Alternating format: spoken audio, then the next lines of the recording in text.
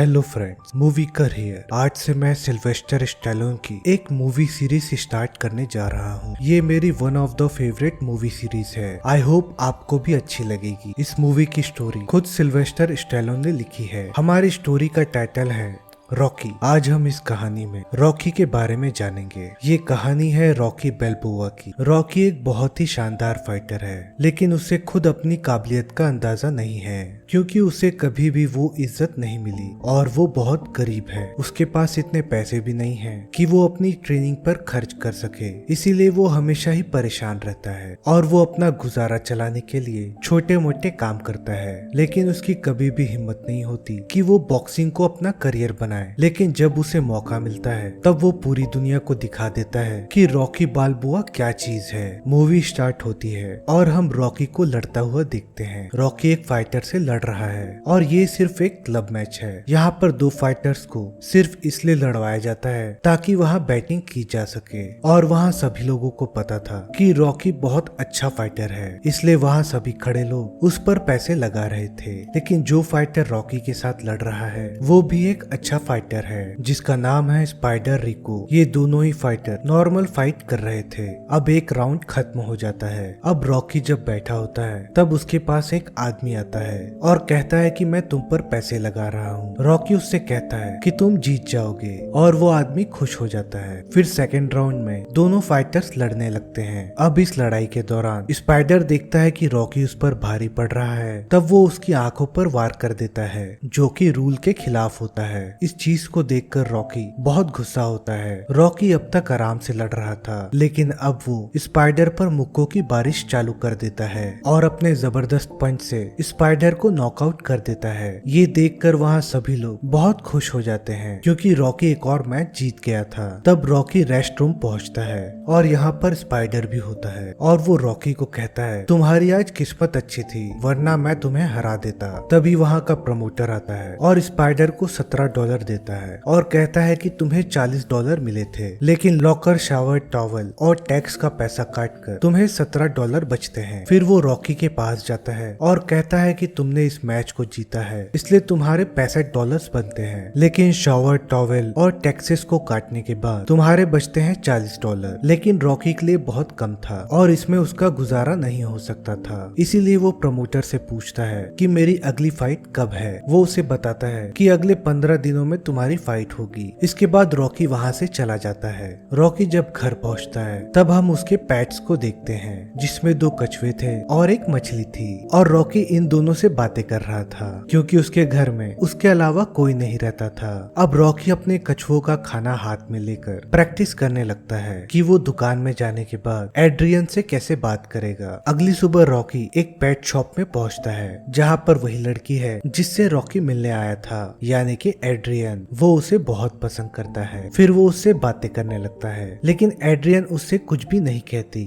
वो बस उसकी बातें सुनते रहती है। रॉकी उससे सवाल पूछता जाता है, लेकिन एड्रियन उसका कोई जवाब नहीं देती और वो सिर्फ अपना सर हिलाती है। थोड़ी देर बाद वहाँ की ओनर आकर एड्रियन को पीछे जाकर सफाई करने को कहती है। फिर एड्रियन वहाँ से चली जाती है, इसलिए रॉकी भी वहाँ से निकल जाता है। फिर रॉकी जाता है एक डॉक पर, जहाँ उसे एक आदमी मिलता है। रॉकी उसे पकड़कर धमकाने लगता है। यहाँ हमें पता लगता है कि रॉकी टोनी गाजो नाम के आदमी के लिए काम करता है, और टोनी एक फाइनेंसर है। वो लोगों को फाइनेंस करता था और जब वो लोग पैसे नहीं चुका पाते थे तब वो रॉकी को वसूली के लिए भेजता था। इसलिए रॉकी उस आदमी से कहता है कि मुझे टोनी ने कहा है कि मैं उसके पैसे तुमसे पूरे ले लूं, और अगर तुम पैसे नहीं देते हो तो मैं तुम्हारी एक उंगली तोड़ दूं। ये सुनकर वो आदमी बहुत डर जाता है और वो अपने सारे पैसे दे देता है, लेकिन उसमें अभी भी $70 कम थे, इसलिए वो रॉकी के सामने गिड़गिड़ाने लगता है। लेकिन रॉकी उसकी उंगली नहीं तोड़ता। तब वो आदमी कहता है कि तुम अपने मालिक से कहना कि तुमने मेरी उंगली तोड़ दी, क्योंकि अब मैं अपनी उंगली पर पट्टी बांध लूंगा। लेकिन रॉकी इन बातों पर गौर नहीं करता और चला जाता है। फिर हम रॉकी को टोनी के साथ देखते हैं। टोनी का ड्राइवर रॉकी के साथ बदतमीजी कर रहा था और कह रहा था कि रॉकी ने उस आदमी की उंगली नहीं तोड़ी क्योंकि ये डरपोक है। ये बात सुनने के बाद रॉकी को भी गुस्सा आता है। तभी टोनी गाड़ी रुकवाता है और वो रॉकी को साइड में लेकर जाता है और उसे डांटता है कि मैंने कोई अनाथ आश्रम नहीं खोला है कि मैं खैरात में लोगों को पैसे बांटूं, इसलिए मैंने तुम्हें रखा है पैसे लाने के लिए, और अगर तुम इसी तरह लोगों ऊपर दया दिखाते रहे तब एक दिन मेरा धंधा बंद हो जाएगा, इसलिए तुम्हें उसकी उंगली तोड़ देनी थी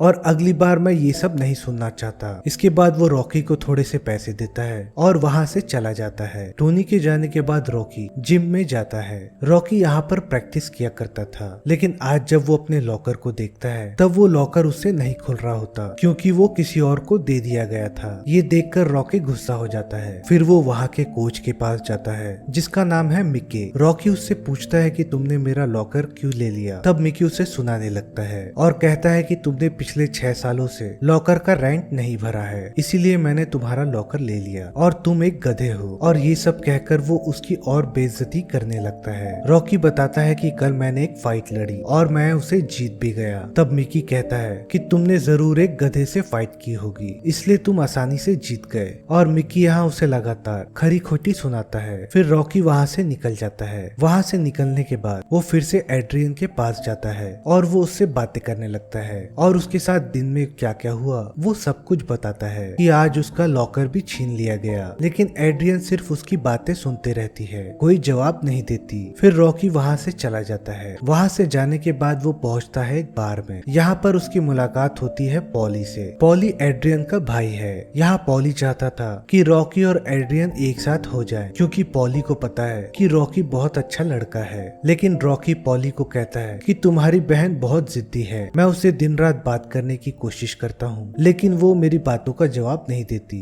अब पॉली गुस्सा हो जाता है और कहता है कि वो 30 साल की होने वाली है और वो पूरा दिन घर पर ही रहती है और अगर वो ऐसी ही रही तो उसकी कभी शादी नहीं हो पाएगी और कोई भी अच्छा लड़का उससे शादी नहीं करेगा। इसीलिए मैं चाहता हूँ कि तुम उसके साथ थोड़ा वक्त बिताओ। और पॉली ऐसे ही अपनी बहन के बारे में बात करता है और थोड़ी देर के बाद वहाँ से चला जाता है। तब रॉकी टीवी पर अपोलो क्रीड को देखता है। अपोलो क्रीड करंट में बॉक्सिंग का हैवीवेट चैंपियन है और रॉकी अपोलो की बहुत इज्जत करता है और कहता है कि वो बहुत महान फाइटर है। तभी अपोलो अपनी अगली फाइट की अनाउंसमेंट करता है। फिर रॉकी जब बार से बाहर आ रहा था तभी उसे रास्ते में कुछ बच्चे दिखाई देते हैं जो नशा कर रहे थे। वो वहाँ एक बच्ची को देखता है जो उनके साथ सिगरेट पी रही थी। इसीलिए फिर रॉकी उस लड़की को वहाँ से निकालकर घर छोड़ने के लिए ले जाने लगता है क्योंकि रॉकी उसको पहले से जानता है और वो उसे समझाने लगता है कि तुम्हें ये सब चीजें नहीं करना चाहिए। अगर तुम नशे की लत लगा लोगी तो तुम्हारी लाइफ बर्बाद हो जाएगी। लेकिन उस लड़की को रॉकी की बातों का कोई फर्क नहीं पड़ रहा था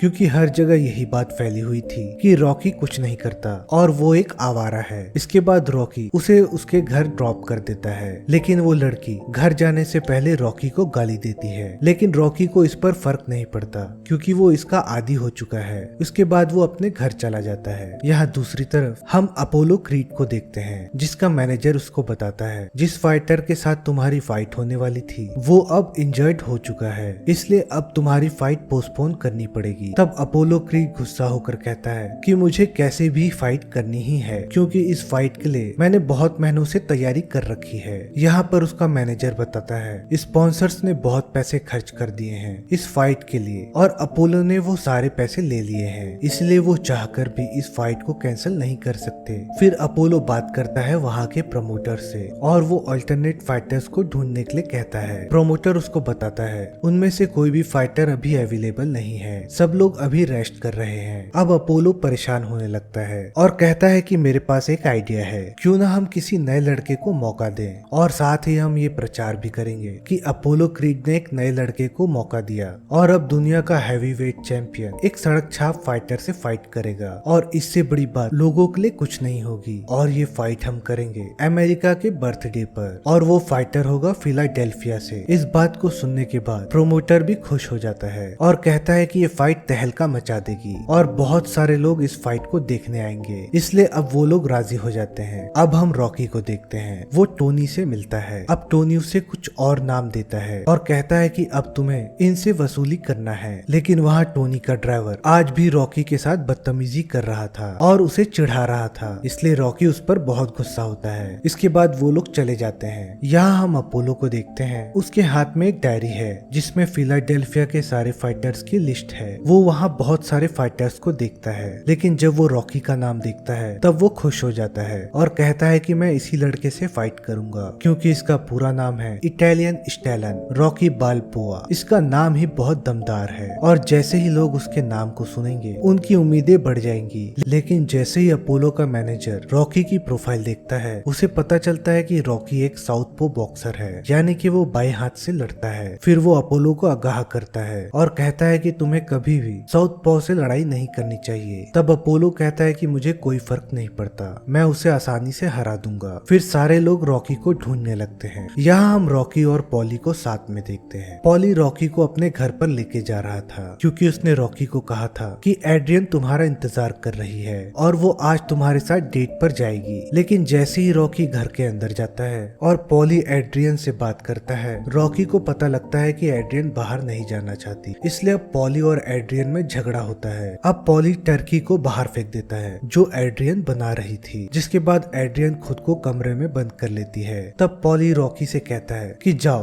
तुम उससे बात करो, उसे बाहर लेकर के जाओ। अब रॉकी दरवाजे के बाहर से ही एड्रियन से बातें करता है। थोड़ी देर के बाद एड्रियन कमरे से बाहर आती है। उसका जाने का मन नहीं था, लेकिन अपने भाई का गुस्सा ना झेलना पड़े इसलिए वो रॉकी के साथ चले जाती है। पॉली रॉकी को बताता है कि एड्रियन को आइस स्केटिंग का बहुत शौक है, इसलिए रॉकी भी उसे वहीं ले जाता है। लेकिन आज थैंक्सगिविंग था, इसलिए वहाँ सारी चीजें बंद थी। तब रॉकी वहाँ के इंचार्ज से रिक्वेस्ट करने लगता है कि मैं पहली बार डेट पर आया हूँ और इस लड़की को आइस स्केटिंग बहुत पसंद है, तो क्या तुम कुछ कर सकते हो? तब वो कहता है कि मैं तुम्हें 10 मिनट दे सकता हूँ, जिसके लिए तुम्हें $10 देने होंगे। फिर रॉकी मान जाता है। एड्रियन स्केटिंग करने लगती है। तब रॉकी उससे बातें करता है। एड्रियन उससे पूछती है कि तुमने बॉक्सर बनने का फैसला कब किया? तब वो बताता है कि बचपन में मेरे पिता ने मुझसे कहा था दुनिया में 2 तरीके के लोग होते हैं, एक जिनका दिमाग अच्छा होता है और एक जिनका शरीर अच्छा होता है, और तुम इतने होशियार नहीं हो, इसलिए तुम्हें अपने शरीर पर काम करना चाहिए। इसलिए मैंने भी वही किया। फिर मैंने अपने शरीर का इस्तेमाल करना शुरू कर दिया और जब मैं 8 साल का हुआ तब से मैंने बॉक्सिंग स्टार्ट की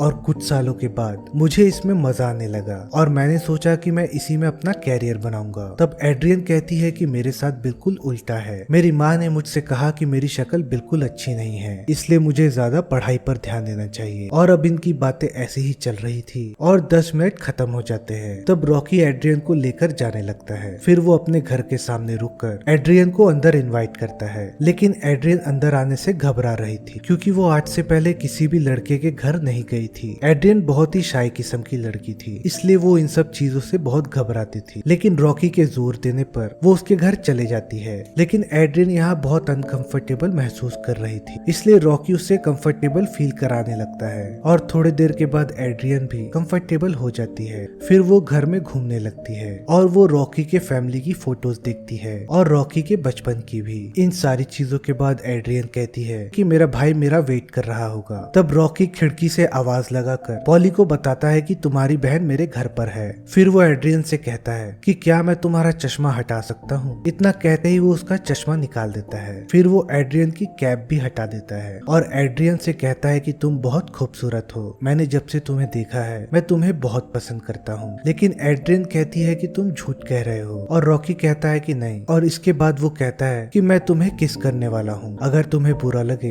तो तुम मुझे रोक सकती हो। और इतना कहने के बाद वो एड्रियन को किस करता है। अब एड्रियन भी कंफर्टेबल हो गई थी और अब दोनों ही किस करने लगते हैं और देखते ही देखते दोनों इंटीमेट हो जाते हैं। अगली सुबह रॉकी को पता चलता है कि मिकी उसे बुला रहा है। फिर वो जिम जाता है। वहाँ मिकी उसे एक कार्ड देता है और बताता है कि यहाँ पर अपोलो क्रीड के आदमी आए थे और उन्हें एक ऐसे फाइटर की तलाश है जो अपोलो क्रीड से फाइट करे, इसलिए वो तुम्हें ढूंढ रहे हैं। फिर रॉकी उस कार्ड को लेकर जाने लगता है। तब मिकी फिर से रॉकी से बदतमीजी कर रहा था। तब रॉकी गुस्सा हो जाता है और कहता है कि मैं 6 सालों से यहाँ आ रहा हूँ और तुम्हारा बिहेवियर हमेशा ही निगेटिव रहा है, इसलिए मैं ये जानना चाहता हूँ कि तुम्हारे दिमाग में क्या चल रहा है। तब मिकी कहता है कि तुम बहुत अच्छे फाइटर हो और तुम टॉप क्लास फाइटर बन सकते थे, लेकिन तुमने सब कुछ छोड़ दिया और एक वसूली वाले बन गए और एक फाइनेंसर की गुलामी करने लगे और उसके टुकड़ों पर पलने लगे हो। तब रॉकी ये सुनकर वहाँ से चला जाता है और पहुँचता है वो उसी प्रमोटर के पास जिसने वो कार्ड छोड़ा था। अब रॉकी कहता है कि मैं बहुत खुश हूँ कि मैं अपोलो क्रीड के साथ प्रैक्टिस करूंगा, मुझे उनसे बहुत कुछ सीखने को मिलेगा। तब प्रमोटर कहता है कि तुम गलत समझ रहे हो, हम चाहते हैं कि तुम अपोलो क्रीड से फाइट करो। और ये सुनने के बाद रॉकी अब सोच में पड़ जाता है और वो कुछ भी समझ नहीं पाता। वो कहता है कि मैं तो एक छोटा मोटा फाइटर हूँ जो क्लब्स में फाइट करता हूँ और मैं अपोलो क्रीड से लड़ने के लिए तैयार नहीं हूँ। तब वो प्रमोटर कहता है कि अपोलो क्रीड तुम्हें बहुत पसंद करते हैं और वो तुम्हें एक मौका देना चाहते हैं और किसी भी फाइटर के लिए ये बहुत बड़ी बात है, इसलिए तुम्हें ना नहीं कहना चाहिए क्योंकि ये मौका तुम्हें दोबारा नहीं मिलेगा। इस बात को सुनने के बाद रॉकी मान जाता है। रात में हम रॉकी और एड्रियन को साथ देखते हैं। तभी हम टीवी पर अपोलो क्रीड को देखते हैं। वो वहाँ अपनी फाइट के अनाउंसमेंट कर रहा था रॉकी के साथ। यहाँ टीवी पर रॉकी भी दिखता है। जैसे ही पॉली इन सब चीजों को देखता है उसके मन में लालच जाग जाता है क्योंकि रॉकी को अब $1.5 लाख मिलेंगे। इसीलिए वो रॉकी से कहता है कि मैं तुम्हारा मैनेजर बनना चाहूंगा, क्योंकि वो जानता है कि अगर वो रॉकी का मैनेजर बन गया तब वो उससे बहुत सारे पैसे लेगा। लेकिन रॉकी कहता है कि कल तक किसी को भी मेरी परवाह नहीं थी, इसीलिए मैं अकेला ही ठीक हूँ और मैं इस फाइट को अकेला ही लड़ूंगा। और इतना कहने के बाद वो वहाँ से निकल जाता है। लेकिन जैसे ही वो अपने घर पहुँचता है उससे मिलने मिक्की आता है। यहाँ मिक्की रॉकी से कहता है कि हम इतिहास रच सकते हैं और तुम वो गलती मत करना जो मैंने की थी। जवानी में मैं भी एक बेहतरीन फाइटर था, लेकिन मेरे उम्र के बाकी फाइटर्स को वो सारी चीजें मिली जो मुझे मिलनी चाहिए थी, और ये इसलिए हुआ क्योंकि मेरे पास कोई मैनेजर नहीं था। इसीलिए मैं तुम्हारा मैनेजर बनना चाहता हूँ। लेकिन रॉकी अभी बहुत ज्यादा गुस्से में था, इसीलिए वो उससे कहता है कि थोड़े ही वक्त पहले आपने मेरा लॉकर भी मुझसे छीन लिया और आज आप मेरे मैनेजर बनना चाहते हो। नहीं चाहिए मुझे आपकी मदद। और इन सारी बातों को सुनने के बाद मिक्की वहाँ से जाने लगता है और वो रॉकी से माफी भी मांगता है और कहता है कि तुमने भी मुझसे कभी मदद नहीं मांगी। अगर तुम मेरे पास आए होते और मुझसे दिल खोलकर मदद मांगते तब मैं तुम्हारी जरूर मदद करता। लेकिन रॉकी यहाँ बहुत गुस्से में था और कहता है कि आज से पहले मुझे कोई नहीं पूछ रहा था और मैं सभी लोगों के लिए एक निकम्मा और एक आवारा लड़का था। लेकिन आज एक आदमी मेरे पास आया और मुझसे कहा कि क्या तुम अपोलो क्रीड से फाइट करोगे, और मैंने हाँ भी कर दिया। उसके बाद सारी चीजें बदल गई। लेकिन आज भी मैं वो निकम्मा हूँ जिसने अपनी जिंदगी में कुछ भी नहीं किया। क्या इसके पहले तुम कभी मेरे घर आए हो? कभी देखा है कि मैं कैसा रहता हूँ? मेरे घर से कितनी बदबू आती है तुमने महसूस किया है? ये सारी बातें सुनकर मिकी वहाँ से जाने लगता है और रॉकी अपनी भड़ास निकालते ही रहता है। वो दुनिया को भी कोसता है और साथ ही खुद को भी कोसता है। लेकिन थोड़ी देर के बाद उसे एहसास होता है कि उसे मिक्की की जरूरत पड़ेगी, इसलिए वो दौड़ता हुआ मिक्की के पास जाता है और मिक्की से कहता है कि मैं तुम्हें मैनेजर बनाना चाहता हूँ। अब मिक्की भी मान जाता है। अब रॉकी अगली सुबह से अपनी ट्रेनिंग स्टार्ट करता है। वो सुबह 4 बजे उठकर 5 कच्चे अंडे पीता है क्योंकि ये स्पोर्ट्समैन को बहुत एनर्जी देते हैं। फिर वो थोड़ा वार्म अप करके दौड़ना शुरू करता है। लेकिन रॉकी को एहसास होता है कि उसका स्टेमिना अभी बेहतर नहीं है, इसीलिए उसे और मेहनत की जरूरत है। फिर पॉली रॉकी को बुलाता है। वो उसकी मीट शॉप पर जाता है जहाँ वो काम किया करता है। तब पॉली रॉकी से कहता है अब तो तुम ट्रेनिंग में बिजी हो जाओगे, इसलिए तुम टोनी से बात करो कि मैं टोनी के लिए काम करना चाहता हूँ और मैं इस मीट शॉप में और काम नहीं करना चाहता। तब रॉकी इसके लिए मना करता है और इस बात को सुनने के बाद पॉली गुस्सा हो जाता है और कहता है कि तुम मेरी बहन का इस्तेमाल कर रहे हो। इस बात को सुनने के बाद रॉकी और गुस्सा हो जाता है और वहाँ पे जो मीट होता है रॉकी उस पर पंचेस मारने लगता है। उस चीज को देखने के बाद पॉली की हालत खराब हो जाती है। फिर रॉकी वहाँ से चला जाता है। फिर वो एड्रियन के पास जाता है। अब एड्रियन उसके करीब आना चाहती थी। तब रॉकी कहता है कि अब हम ये नहीं कर सकते क्योंकि मुझे ताकत की जरूरत पड़ेगी और जब हम ट्रेनिंग करते हैं तब हम किसी के साथ भी इंटीमेट नहीं होते, हम अपनी एनर्जी को बचा कर रखते हैं। एड्रियन को ये बात बुरी लग रही थी लेकिन रॉकी उसे मना लेता है। फिर वो जिम जाकर अपनी ट्रेनिंग स्टार्ट करता है। तब मिकी उससे कहता है कि तुम्हारा बैलेंस बहुत खराब है और अगर तुम्हारा बैलेंस खराब होगा तो तुम अच्छे से नहीं लड़ पाओगे और इसे ठीक करने का एक ही तरीका है। जिसके बाद वो उसके पैरों पर धागा बांध देता है और कहता है कि अब तुम प्रैक्टिस करो। अगर ये धागा टूटा मतलब कि तुम्हारा बैलेंस खराब है और अगर धागा नहीं टूटा मतलब तुम्हारा बैलेंस बहुत अच्छा है। अब रॉकी प्रैक्टिस करने लगता है। फिर अगले दिन उसे पॉली मिलता है जो उसे मीट शॉप में लेकर जाता है। रॉकी को पता चलता है कि पॉली ने मीडिया वालों को बुला कर रखा है ताकि वो थोड़े पैसे कमा सके, इसलिए रॉकी उस पर गुस्सा करता है। लेकिन फिर भी वो अंदर चला जाता है और मीडिया वाले रॉकी का इंटरव्यू लेने लगते हैं। वो उससे कहते हैं कि आपके दोस्त ने हमको बताया कि आप मीट पर पंचेस मारकर प्रैक्टिस करते हैं, इसलिए क्या आप हमें डेमो दिखा सकते हैं? जिसके बाद रॉकी मीट पर पंचेस मारने लगता है और जब ये बात टीवी पर आती है है तब उसे अपोलो का मैनेजर भी देख रहा था और वो अपोलो से कहता है कि ये लड़का बहुत खतरनाक है, तुम्हें इसे हल्के में नहीं लेना चाहिए। लेकिन अपोलो उसकी बात नहीं सुनता और कहता है कि मुझे कुछ भी देखने की जरूरत नहीं है, मैं उसे हरा दूंगा। शाम को जब पॉली अपने घर पहुंचता है तब वो रॉकी और एड्रियन को देखता है। अब वो जानबूझकर गुस्सा करने लगता है क्योंकि पॉली को कैसे भी पैसे चाहिए थे और रॉकी उसकी मदद नहीं कर रहा था क्योंकि वो चाहता था कि वो रॉकी के जरिए बहुत सारे पैसे कमाए। इसीलिए वो वहाँ तोड़फोड़ करने लगता है और वो अपनी बहन को सुनाने लगता है और रॉकी को कहता है कि मुझे पता है कि तुम दोनों रात गुजार रहे हो। ये सुनकर रॉकी गुस्सा हो जाता है और वो पॉली का कॉलर पकड़ लेता है। अब पॉली उसके सामने गिड़गिड़ाता है, इसलिए रॉकी उसे छोड़ देता है। रॉकी अब बड़ी शिद्दत से अपनी प्रैक्टिस कर रहा था और मिकी इन सब चीजों को देखकर बहुत खुश है और अब उसे लगता है कि रॉकी टक्कर देने के लिए पूरी तरीके से तैयार है। रॉकी अपनी ट्रेनिंग को ऐसे ही जारी रखता है और रोज प्रैक्टिस करते रहता है। जितना हो सके वो अपने स्टेमिना को बढ़ाने की कोशिश करता है, इसलिए वो हर एक चीज ट्राई करता है जो उसे फाइट में फायदा दिलाए। वो हर किस्म की एक्सरसाइज करता है और बॉक्सिंग के हर दाव पेच को सीखता है और जितने भी टारगेट उसने सेट किए होते हैं वो सारे अचीव करता है। अब अगले दिन रॉकी की फाइट है, इसलिए वो उस जगह पर जाता है जहाँ पर उसकी फाइट होने वाली है। और जब वो वहाँ देख रहा था तभी वहाँ पर प्रमोटर आता है और उसे देखने के बाद रॉकी कहता है कि आपने जो पोस्टर लगाया है वो गलत छपा है क्योंकि मेरे शॉर्ट्स का कलर रेड नहीं है। तब वो प्रमोटर कहता है कि इससे कोई फर्क नहीं पड़ता। ये कहकर वो वहाँ से चला जाता है। तब रॉकी को यह एहसास होने लगता है कि वो सभी लोग उसके साथ मजाक कर रहे हैं और सभी को लगता है कि रॉकी कुछ भी नहीं है और क्रीड भी यहाँ मैच में मजाक ही करेगा। इसलिए रॉकी थोड़ा मायूस हो जाता है। इसके बाद वो सोचने लगता है कि आज तक उसकी कोई पहचान नहीं थी और आज तक दुनिया में ऐसा कोई नहीं जो क्रीड तक पहुंच सका हो और क्रीड को हराया हो। इसलिए रॉकी कहता है कि आखिरी राउंड के घंटी के बजने तक वहाँ टिका रहा तब मुझे जिंदगी में पहली बार ये एहसास होगा कि मैं भीड़ का हिस्सा नहीं हूँ और मैं अपने आप के नजरों में भी उठ पाऊंगा और मुझे ये लगेगा कि मैं भी कुछ कर सकता हूँ। फिर अगले दिन इस फाइट की शुरुआत होती है। यहाँ दोनों ही फाइटर्स मैच के लिए तैयार हो रहे थे और अब रॉकी की एंट्री होती है और यहाँ रॉकी के गाउन में उसी मीट शॉप का एडवर्टाइजमेंट होता है जहाँ पॉली काम करता है। पॉली को इसके लिए $3000 मिलते हैं और रॉकी ने ये सिर्फ पॉली के लिए किया था ताकि पॉली खुश रहे। अब रॉकी पहुंच जाता है रिंग में। तब यहाँ अपोलो क्रीड की एंट्री होती है और क्रीड यहाँ पर जॉर्ज वॉशिंगटन बना है और वो लोगों को पैसे बांट रहा है। वो बहुत ज्यादा कॉन्फिडेंस में है, इसलिए वो हंसी मजाक करता हुआ आता है। फिर वो रिंग में पहुंच जाता है और दोनों फाइट के लिए तैयार हो जाते हैं और अब फाइट शुरू हो जाती है। अपोलो क्रीड बहुत फास्ट पंचेस मारता है और उसके पैर तो एक जगह टिकते ही नहीं है। वहीं दूसरी तरफ रॉकी शांति से और हल्के कदमों से खेलता है।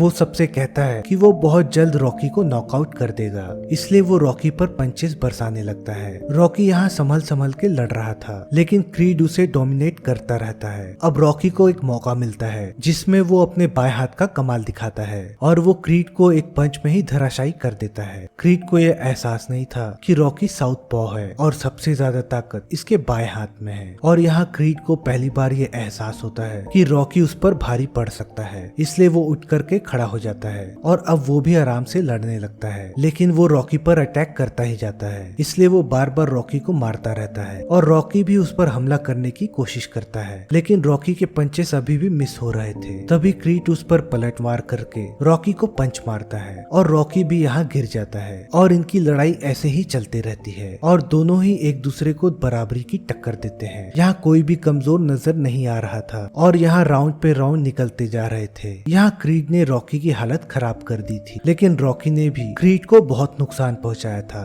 अब दोनों की हालत एक जैसी हो गई थी और दोनों ही बॉक्सर अब थक गए थे। अब क्रीड फिर से हमला करता है रॉकी पर और वो नीचे गिर जाता है। मिकी उससे कहता है कि तुम नीचे ही रहो क्योंकि अगर तुम अब खड़े हुए तब ये लड़ाई और भी बद से बदतर हो जाएगी और तुम्हारी जान को भी खतरा हो सकता है। लेकिन रॉकी फिर से उठ खड़ा होता है और इस चीज को देखकर क्रीड को विश्वास नहीं होता कि कोई इतना मार खाने पर भी कैसे खड़ा हो सकता है, क्योंकि अब क्रीड की भी हालत खराब हो चुकी है। अब वो दोनों फिर से लड़ाई करने लगते हैं। रॉकी बहुत जबरदस्त टक्कर देता है क्रीड को और 14th राउंड खत्म हो जाता है। है। अब लास्ट राउंड बचा है। अब रॉकी की आंखों में खून भर चुका है, इसलिए मिकी उस फाइट को रुकवाना चाहता था। तब रॉकी उसे मना करता है और कहता है कि मेरी आंखों के ऊपर चीरा लगाओ ताकि वहाँ जितना भी खून जमा है वो बाहर निकल आए, ताकि मैं देख सकूं। फिर मिकी ऐसा ही करता है। जैसे ही खून निकलता है, रॉकी को फिर से नजर आने लगता है। यहाँ दूसरी तरफ क्रीड की भी हालत बहुत खराब हो चुकी थी। तब उसका मैनेजर कहता है कि हमें इस फाइट को रुकवा देना चाहिए। तब क्रीड कहता है कि नहीं, मैं लड़ना चाहता हूँ। अब देखते ही देखते ये दोनों लड़ने के लिए रेडी हो जाते हैं। अब क्रीड रॉकी को एक पंच मारता है और रॉकी लड़खड़ाने लगता है, लेकिन रॉकी अपनी हिम्मत नहीं हारता। रॉकी अभी भी तैयार है और उससे कहता है कि आओ मेरे पास, मारो मुझे। क्रीड जैसे ही उसके पास जाता है, रॉकी उस पर टूट पड़ता है और रॉकी ने पहले ही क्रीड की दाई पसली को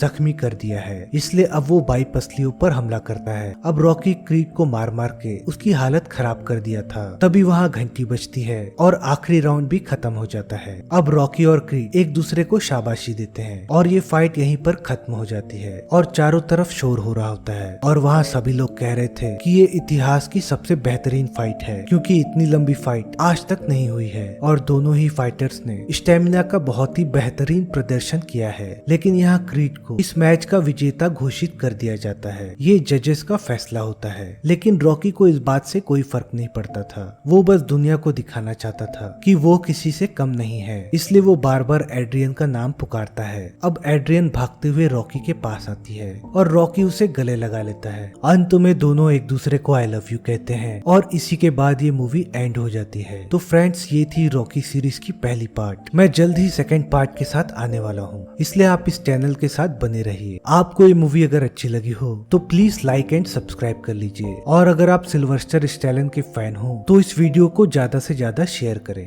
तब तक के लिए thank you and take care.